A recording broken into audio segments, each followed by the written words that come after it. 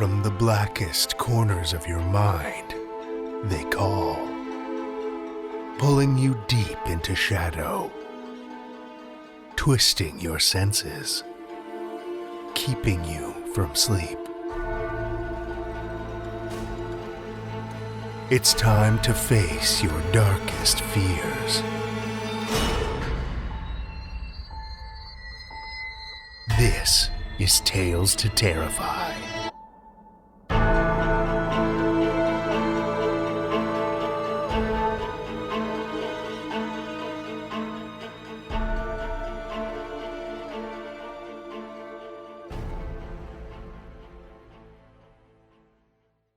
Good evening, children of the night, and welcome. It's that time of year again. In just a couple of weeks, Tales to Terrify will once again be open for submissions. As a refresher, we're on the hunt for the most nightmare-inducing stories you can craft under 10,000 words. Dark and devilish tales to leave an indelible black mark on any ears fortunate enough to hear them.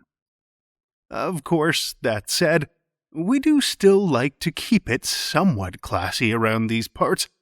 We're not into torture porn or excessive gore. We're not into the same old tired tropes, and we definitely don't publish anything born from hate, prejudice, or intolerance, gender, race, culture, or otherwise. What we do want are unique, dark works of literary horror fiction. Whether you're a seasoned author or budding talent, we want the deepest shadows you can conjure. Show us what unique twists you can weave into classic themes. Give us a taste of fresh darkness that's yet to see the light of day. Scare us, disturb us, and chill us to the bone. I dare you. Submissions will open August 15th. But in the meantime, I suggest heading over to talestoterrify.com/submissions, where you can read a little more about what we're looking for and how to submit. I'm excited to see what fresh and twisted horrors you birth this time around, children of the night. Collecting and reviewing dark tales from talented authors is only part of the equation, though. Making sure we're able to fairly compensate those authors is vital to what we do, too. And that wouldn't be possible without the tremendous generosity of our patrons. Delightfully twisted individuals like Matt Snyder and Rachel Woodbrook. Without your support, this show would be, well, let's just say, there's not much terror without the tales. Speaking of telling tales, we're taking a jump northward from where we were last week to meet a real-life legend who's left a pretty dark stain on the history of the Northwest Territories. By all accounts, Albert Johnson was, well, he was kind of an asshole, really. In the cold, empty wilds of the North, cooperation between neighbors wasn't just a social nicety. It could often mean the difference between life and death. But Johnson, with his cold blue eyes and penchant for surly silences, wasn't really one for making friends. And that was just how he liked it. He'd tolerate others when he had no other choice, dropping in to pick up supplies or trade pelts, but he preferred the silence and solitude of his isolated cabin. Given its stark contrast to societal norms, it was an attitude that was unsettling to the other inhabitants of the area. The tiny community of Aklavik in the Mackenzie River Valley of the Northwest Territories is surrounded by an unforgiving landscape. Frigid winter temperatures, deep snow, and treacherous terrain spelled certain death for all but the most experienced hunters and trappers. Johnson, though, had a reputation for being just as surly and unforgiving with the land as he was with the people. He had an almost uncanny command of the environment, being able to navigate trails, track game, and weather the elements with a sort of belligerent ease, almost as if nature was as afraid of him as his neighbors were. It was understandably with some hesitation, then, that RCMP constables Alfred King and Joe Bernard knocked on Johnson's door one winter afternoon. A trapper with the local Gwich'in tribe had lodged a complaint against Johnson. Johnson had been tampering with their trap lines, they said, tripping the traps and hanging them from the trees. And the Mounties were there to question Johnson about it. They had seen smoke rising from the chimney of the cabin as they'd approached, seen the flicker of a fire in the hearth through the window. Johnson was home, they were sure. But no matter how hard and long they knocked, there was no answer. RCMP Officer King moved to peer into the cabin window to see if he could get a look at Johnson. But almost as soon as he stepped off the front step, a hand pulled a cloth down across the window. Without a search warrant, there wasn't much else they could do. So they headed back to town to acquire exactly that. The two officers, along with two more men, arrived back at Johnson's cabin. But again, Johnson refused to speak with them, refused to even acknowledge their presence. King, though, warrant in hand, wasn't getting turned away again. He braced and prepared to force the door. There was a dull bang as King's shoulder met the wood of the door, followed almost immediately by the sharp crack of a rifle from the other side. As Johnson opened fire on the four men on his doorstep, they began to fire back blindly at the house. Under cover of that fire, they managed to drag King free and return him to Aklavik, injured but alive. It was on. No more playing nice and civil. The RCMP returned shortly after, ready for battle. 9 men, 42 dogs, and 20 pounds of dynamite. If Johnson didn't want to talk, they'd take him back to town in pieces. They surrounded the cabin, and another firefight ensued. But the RCMP just couldn't seem to gain the upper hand. Finally, running low on both ammunition and options, they combined the dynamite into a single charge, lit the fuse, and tossed it into the cabin. An incredible explosion rocked the valley, and Johnson's cabin collapsed, torn apart from the inside.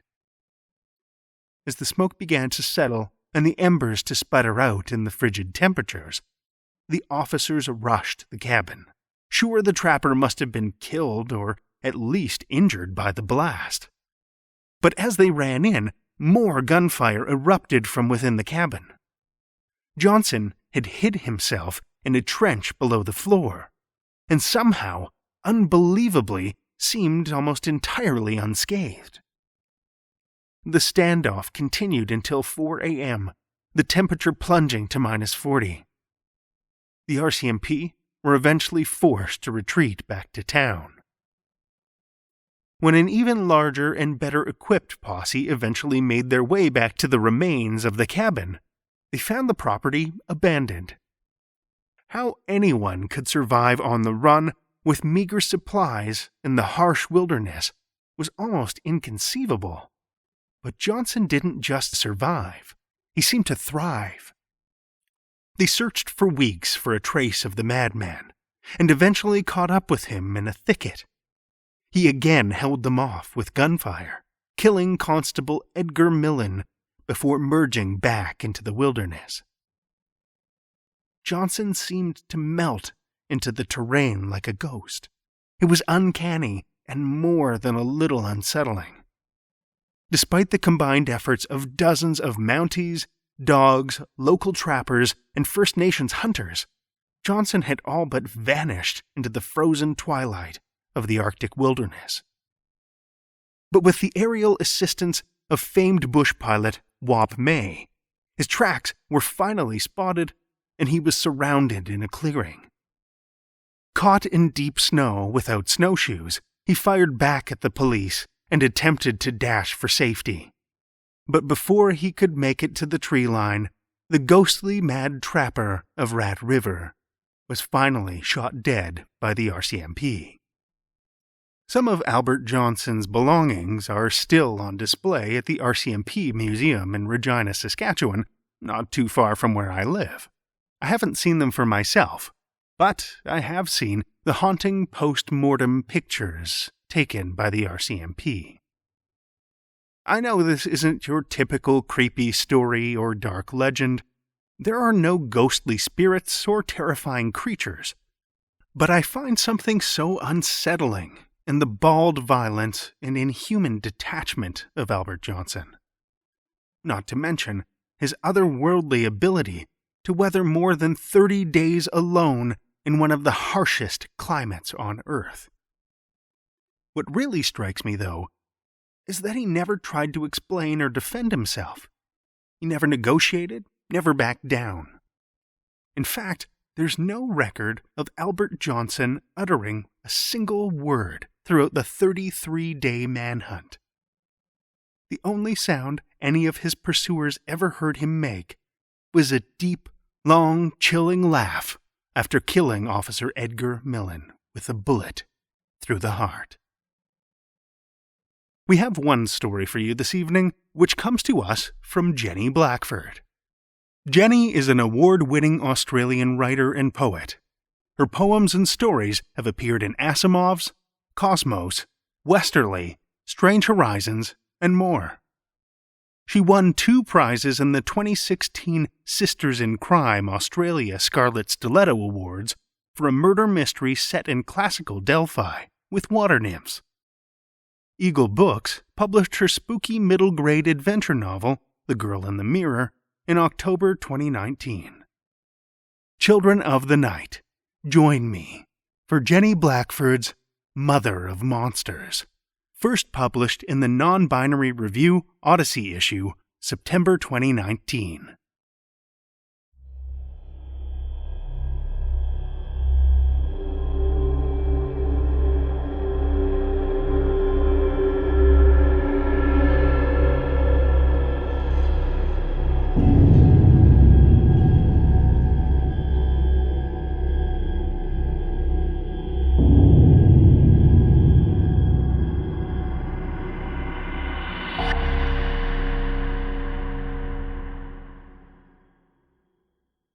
The cool froth of a broken wave rolled over her feet, startling her.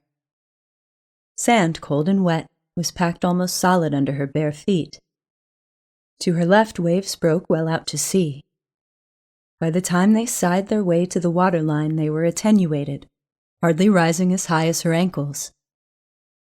Tiny holes appeared in the wet sand as the water sucked back out to sea, and filled in again when the bubbling wave surged towards the sand.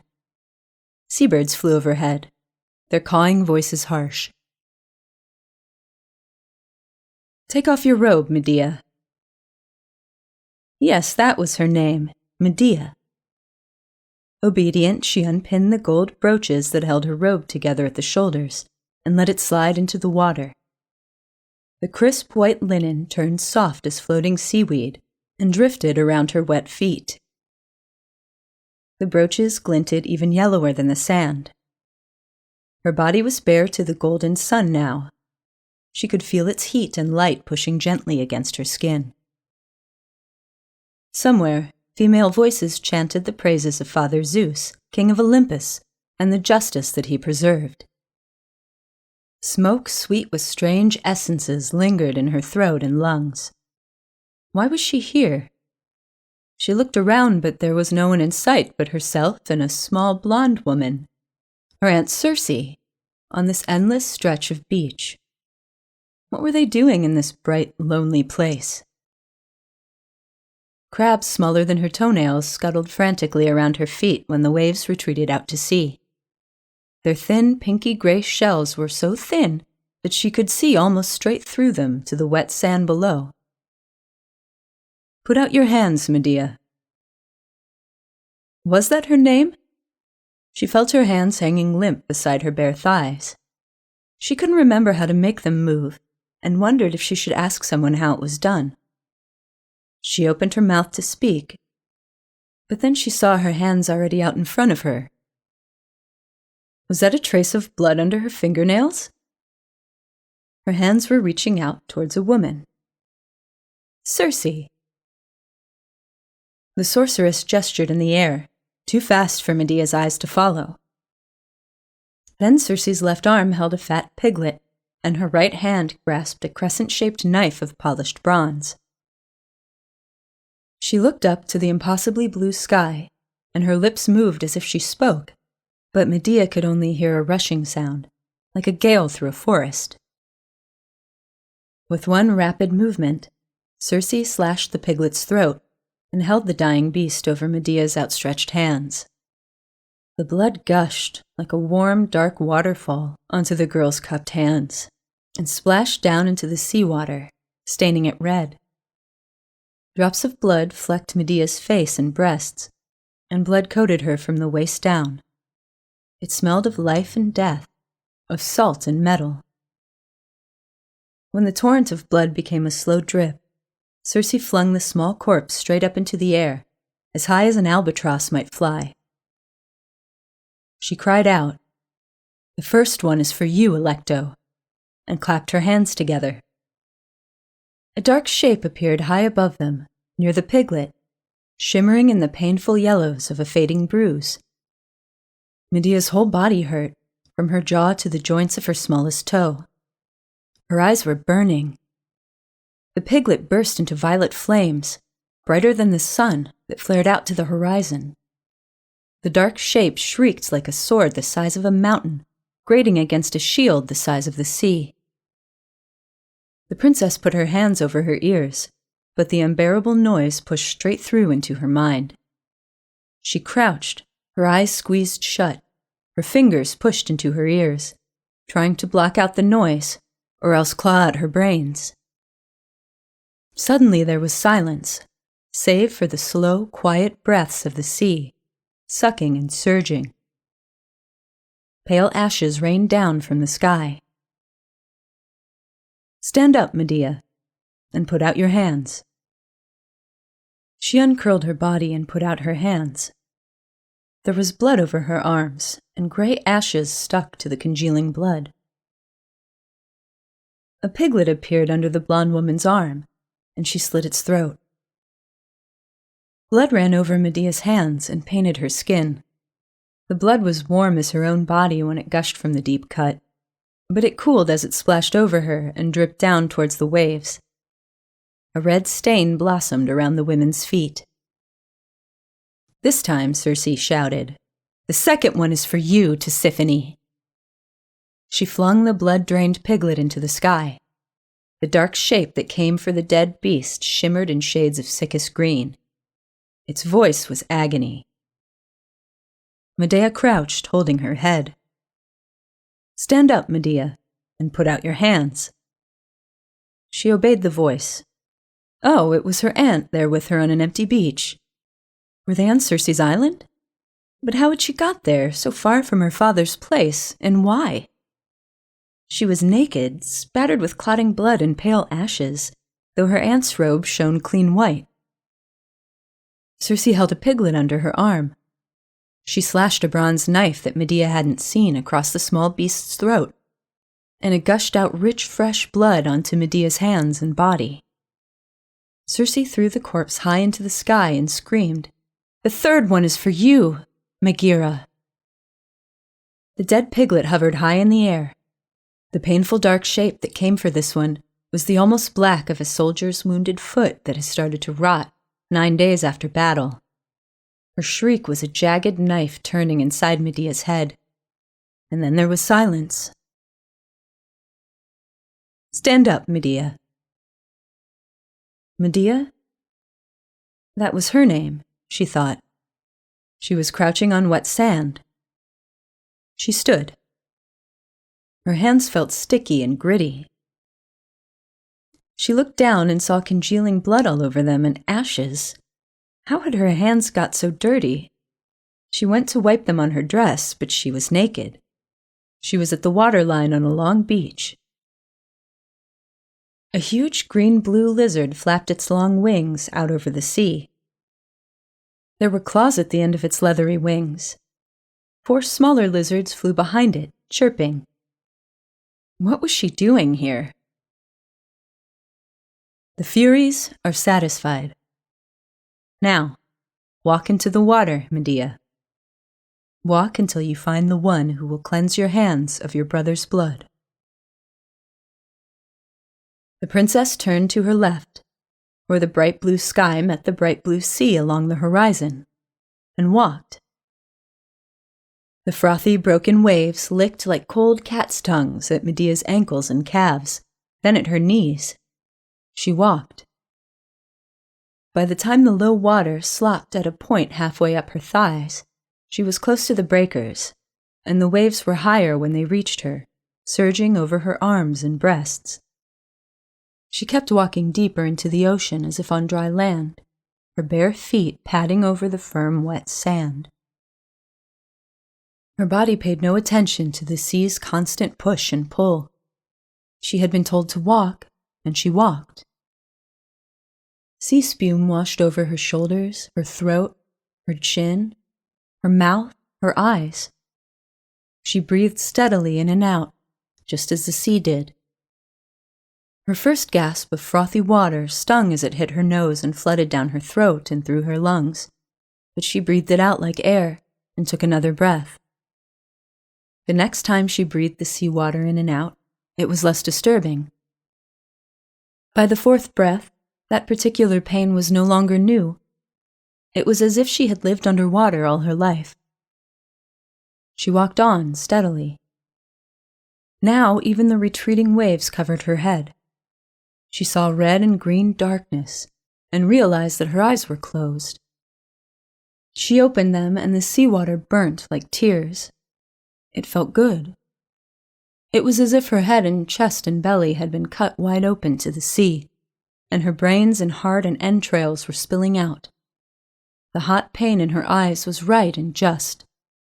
Her tears streamed out, a tiny tribute to the salt liquid that surrounded her.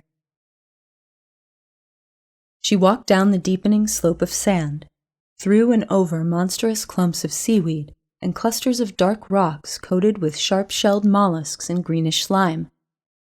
Shoals of sparkling fish swam around her, some smaller than her little fingernail, some as long as her foot. Pods of dolphins and porpoises played overhead, now and then zooming down to suck in 3 or 4 of the scaly, swirling smaller creatures. The seabed grew less sandy step by step, rockier, harder underfoot. She walked. Hanging gardens of weed grew on underground cliffs and stony outcrops on the seabed. The plants lashed her body like soft, wet whips. Corals in every color of the rainbow, and many more, glowed and shimmered with danger.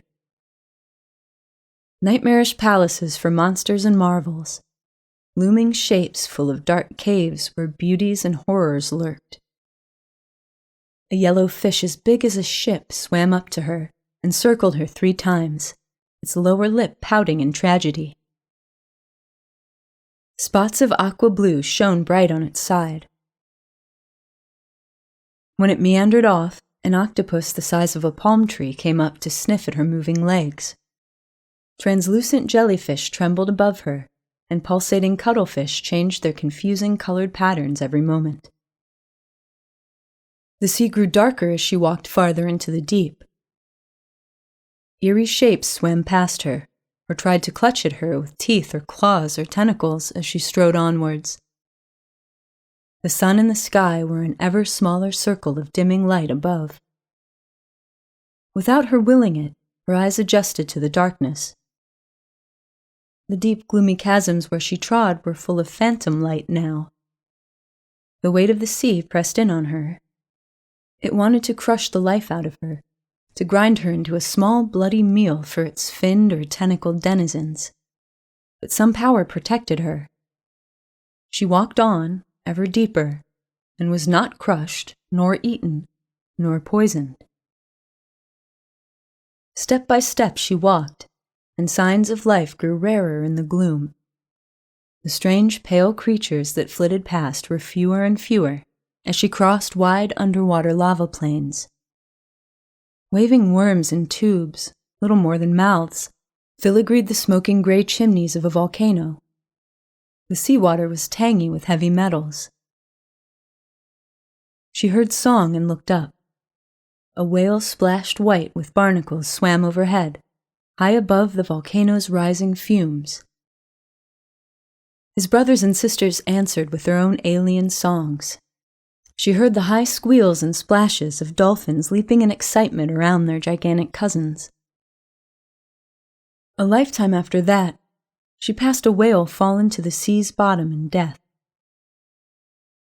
Armies of snails and worms chewed on the great corpse, as well as strange pale parodies of the bony fish that men under the sun haul from the sea in their nets every day, and scuttling beasts with too many legs, tiny and large. The underwater armies stripped the flesh and fat from this most bountiful gift of the ocean, and mined the whale's white bones for minerals. Its ribs curved up like the frame of a huge musical instrument. She looked without seeing, and walked on. Another lifetime passed before a voice said, "Stop." She stopped and waited for an endless time. The place where she stood was dark and cold as death. She felt bedrock under her bare feet, and nothing but water above and around her naked body. Somewhere inside her head, she knew that she should be 100 times dead, drowned and crushed and eaten. "Why are you here, Medea?" The sound reverberated in her skull. She thought hard. Nothing came to her. Her name was Medea, she thought, but beyond that, all was a mystery. "I don't know." It was all that she had. The voice boomed out, deeper than any she'd ever heard, but female. "Look at your hands." She looked. They were covered in blood. Red blood clotted and congealed to browns and purple blacks. Where had that come from? How could there be blood here so deep in the cleansing ocean? Why had the swell not washed the blood away? She whimpered. "What's wrong, child?" the voice asked. Where was this deep-voiced woman who was asking these terrible questions? Medea forced out the words.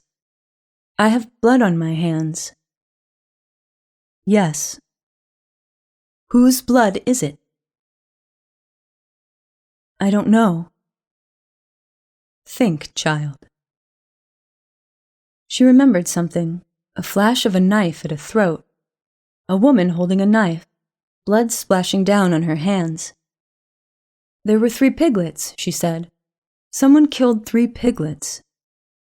The sun had been very bright back then, when the blonde woman had killed the piglets. Birds flew overhead, women sang. It was not at all like this deep, dark, wet place. The voice again, patiently. "Why?" She tried to answer, though her brain was slow as flowing mud, and the words that came to her made little sense. 3 women wanted to hurt me. Another woman killed the piglets to stop the 3 women from hurting me. It must be the piglets' blood. But even as she said it, she knew that it wasn't the right answer. The voice said, "Your Aunt Circe sacrificed 3 piglets to placate the 3 Erinyes, the forces that mortals call the Eumenides, though they are far from kindly. They serve Father Zeus, god of justice. But that's not why you are down here with me. The sea's cleansing waters long ago washed the blood of the dead piglets from your hands, as well as the ash that fell onto you when the Erinyes accepted their sacrifices." "Oh." Medea remembered the pale flakes of ash falling on her blood-spattered body. It had been strange.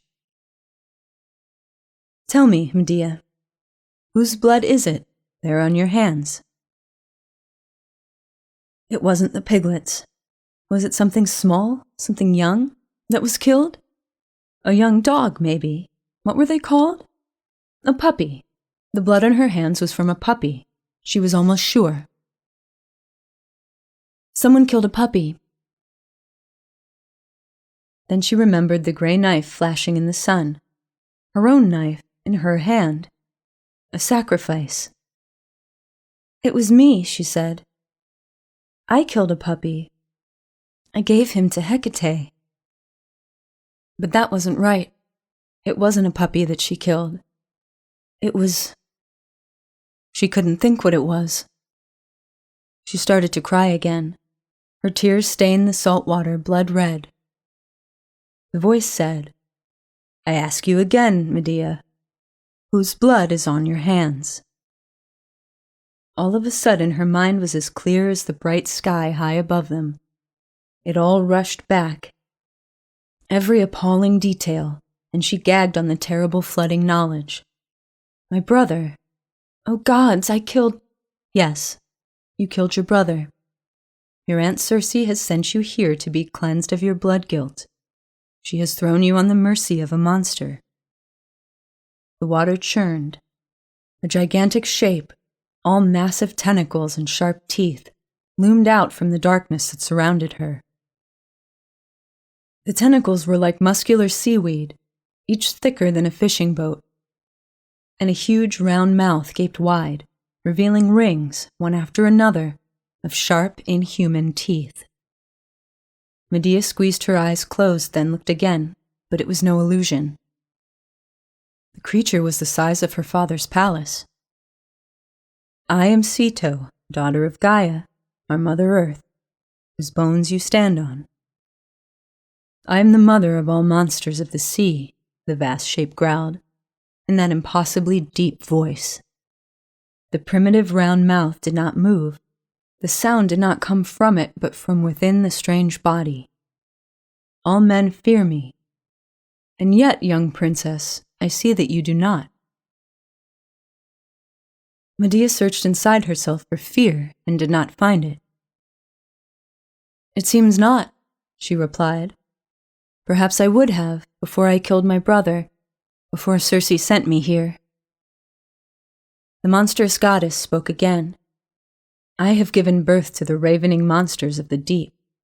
The giant squid who tear the flesh from mighty whales are my beloved children. The islands that dive when sailors are walking on their backs and devour the drowning men, and savage sharks, the gray wolves of the sea. Scylla is mine too. Her 6 sharp-toothed heads on their long necks bend down from her rock to take a sailor each from every passing ship. The dragon Echidna is worse. You should fear me, girl, and all my offspring. Medea looked down at her bloody hands. Perhaps I will tomorrow, if I live that long. But here, today, I feel no fear, only pain and sorrow. Ceto's tentacles moved like a vast flower opening, and the sea rocked. The dragon Ladon is my child, with his 100 great-fanged heads. My Gorgon daughters have snakes for hair and can turn a living being into stone with their deadly gaze. These are my children, and the poets say that I am more dangerous than any of them. And yet you do not fear me. I'm sure that I should fear you, Lady Ceto, and all your children too, but I am empty of fear. Perhaps it is a part of my Aunt Circe's sorcery. She looked around, unworried, at the cold darkness so far under the waves. She must have used strong magic to send me here to you. Even my immortal father's daughter should not be breathing seawater and speaking here with you. No mortal body, Ceto said, could survive here in my domain for more than a few moments, even with the help of your aunt, the greatest sorceress alive. But the divine ichor of Helios the sun flows in your veins. You are truly his granddaughter. As my young brother was his grandson, Medea thought. Even when she closed her eyes, she could smell blood clotted thick on her hands and under her nails. She dared not even hope that the monstrous water goddess might help her. Ceto spoke again, her voice as deep as the sea. I will cleanse you, as your aunt requests of me, and as your grandfather, the sun, wishes." Medea's knees buckled under her, but before she could reply, Ceto said, "Men call my children monsters, though they do only what they must to survive, as you did what you were forced to do, to save Jason, a man beloved of the gods. Your father, the king, would have killed every living being on Jason's ship if you had not sacrificed the boy to Hecate, cut him into bloody chunks, and thrown them overboard." Medea nodded, but her guilt lay heavier on her than the weight of the whole ocean. "One day," Ceto said, "men will forget my name and the names of my monstrous children. But they will still remember you. They will call you a monster then." "A monster? Me?" It must be true. The sea goddess's strange, rich voice had held the unmistakable tones of true prophecy. "But why? For killing my brother?" "For that and worse, Medea. You will kill children even more dear to you than your brother was." "No! What horrors had the gods destined her to perform? What atrocities would they demand of her?" Red tears poured from Medea's eyes, but the ocean depths were so dark that the water was barely stained. "Do not sorrow, young princess. Like my own children, my beloved monsters, you will only do what you must, as you did to your brother. His death was not your fault. The other deaths will not be your fault either." She was silent for a long moment. "Not really." Medea could not imagine any death worse than her brother's. She would fight against this fate, would struggle with all her powers to escape this terrible prophecy. "There is one thing I can do for you," said the mother of monsters. "I can take your pain away. Would you like that?" "Yes." Medea asked no questions. The burden of her brother's death was intolerable. She didn't care how Ceto planned to remove it.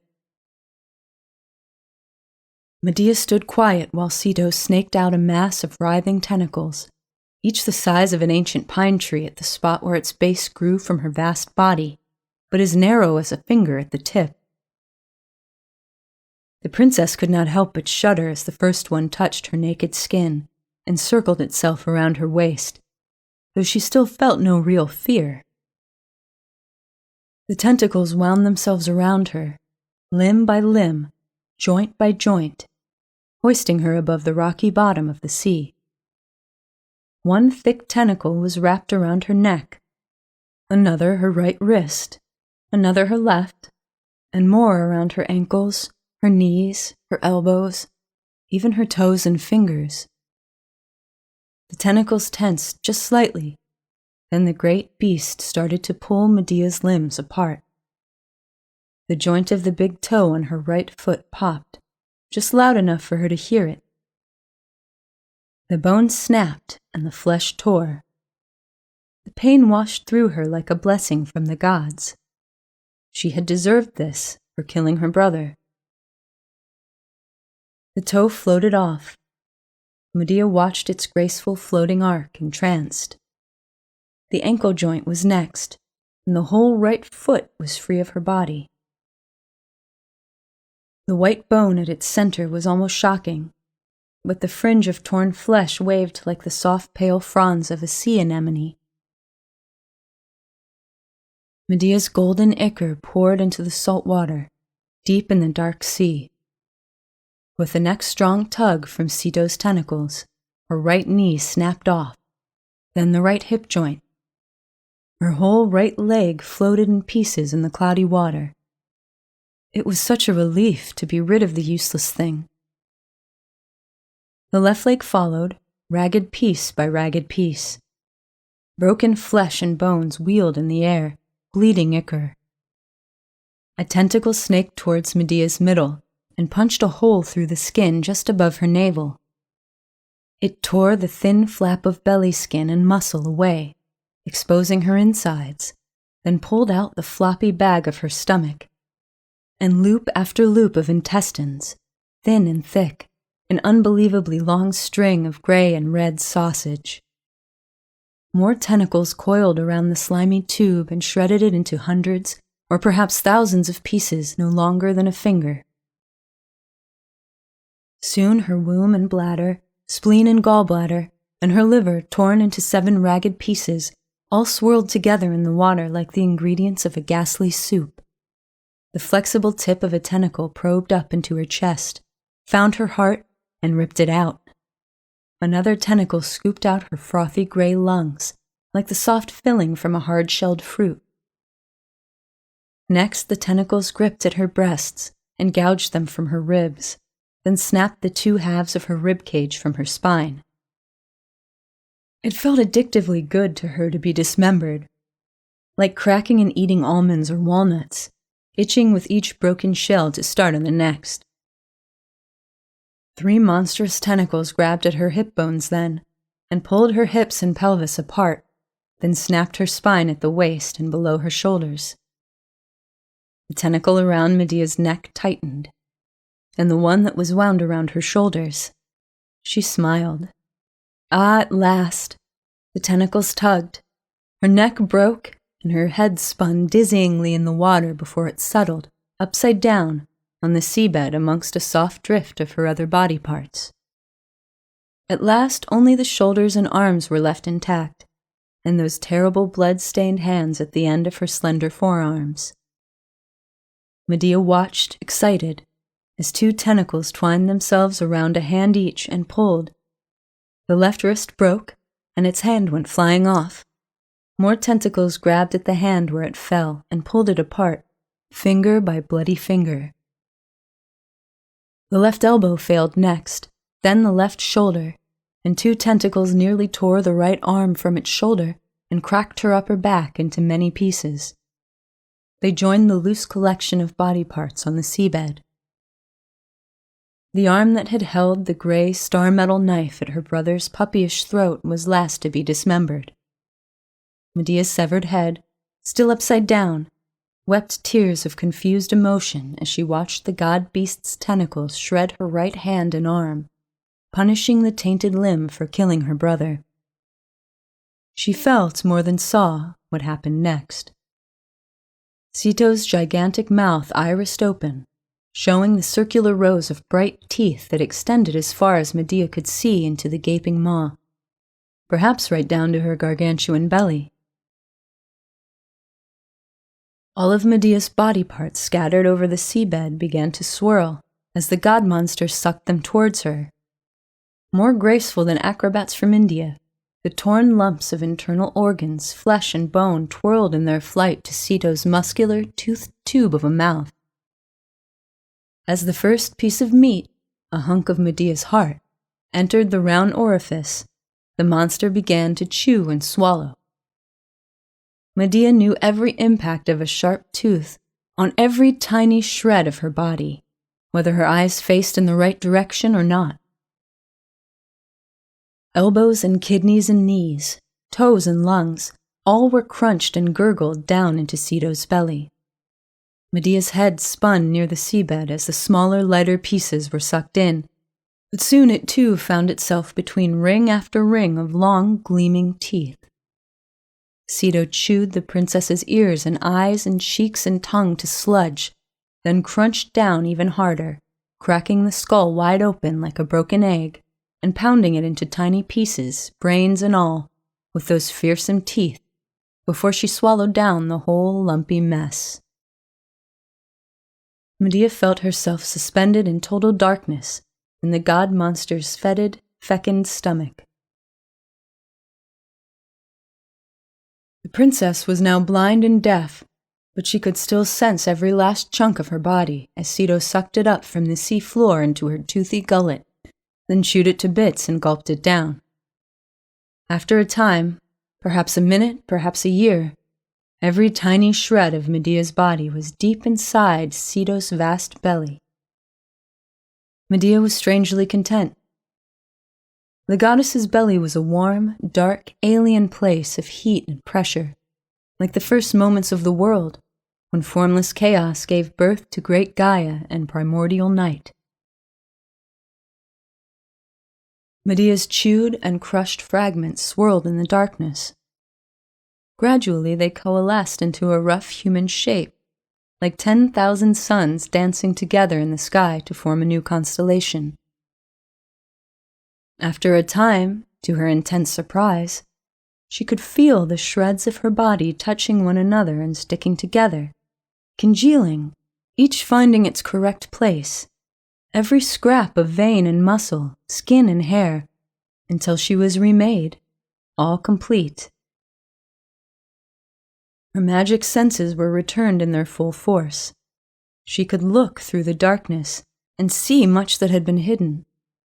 She was marveling at the wonder of having fingernails and fingertips, just like before, but no longer stained with her brother's blood, when Ceto spoke.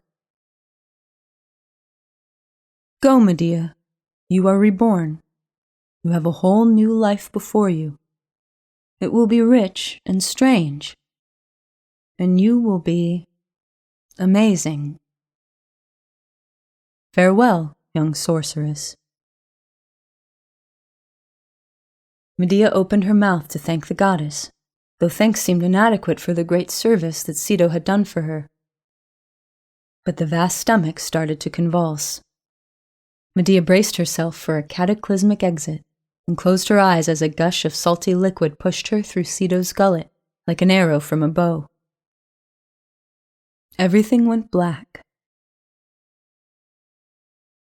She woke up on a sandy beach. She lay there naked, flat on her back, astonished at the first stars of the evening pricking brightly at the darkening sky above, the hazy pinks and violets at the horizon, the soft clean air in her lungs, and the still warm sand under her body.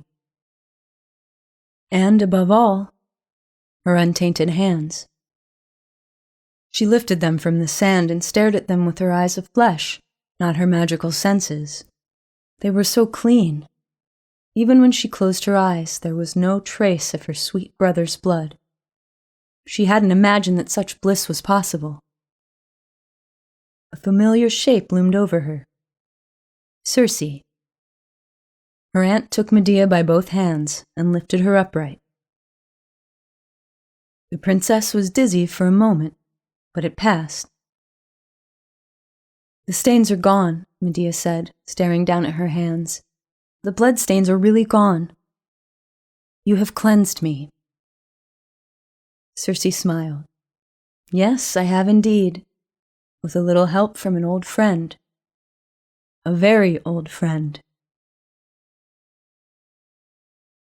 The sun had just set, but Medea was sure that it was still the same day that she had started out for the ceremony on the beach. She could feel the phase of the moon and the positions of the stars in their constellations, and they had not moved far. But her long journey under the sea should have taken many days or even months. How much of that was real? Circe lifted a strand of seaweed from Medea's damp, salty hair. "Enough." Medea persisted. "Did Ceto really eat me? Was I really inside her stomach?" Circe reached behind Medea's ear and brought out a tiny blue starfish. "She who cleansed you is a daughter of great Gaia, whose body we walk on. Ceto is one of the most ancient of the gods, older and deeper in power than All-Father Zeus, who is her sister Rhea's child. Ceto can do anything that she sets her will upon. I am grateful that she chose to set her will on cleansing you." That was no answer to Medea's question, but it was enough.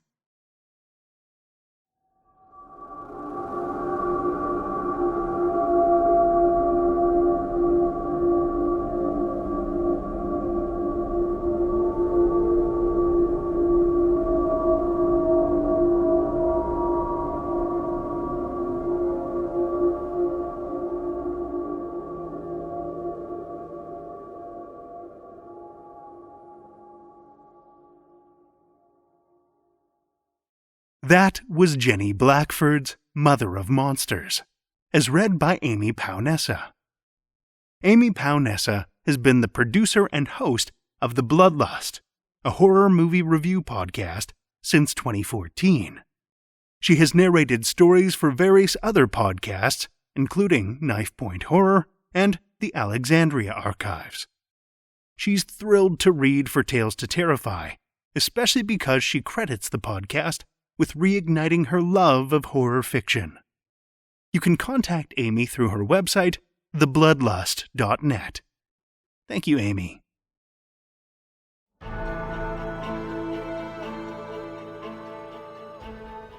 Well, children of the night, the hour is late, and we've run out of tales to tell. For now. Tales to Terrify is made possible by the tremendous generosity of our supporters through Patreon and PayPal. If you're not already a supporter, head over to patreon.com/Tales to Terrify for a look at all the awesome perks, from ad-free episodes and bonus content to shoutouts and swag. Every dollar helps, and we appreciate it so much. If you're looking for another way to help, why not drop a rating or a review on Apple Podcasts, Spotify, Stitcher, or wherever you listen to podcasts. Ratings and reviews are an easy way to show your appreciation and help us spread the darkness. Tales to Terrify is produced by Seth Williams, Pete Morcellino, Meredith Morgenstern, Julia Zellman, and myself, Drew Sebastini, with original theme by Nebulous Entertainment. Tales to Terrify is distributed under a Creative Commons Attribution, Non-Commercial, No Derivatives license. Join us again next week as we seek solace in the darkness with more Tales to Terrify.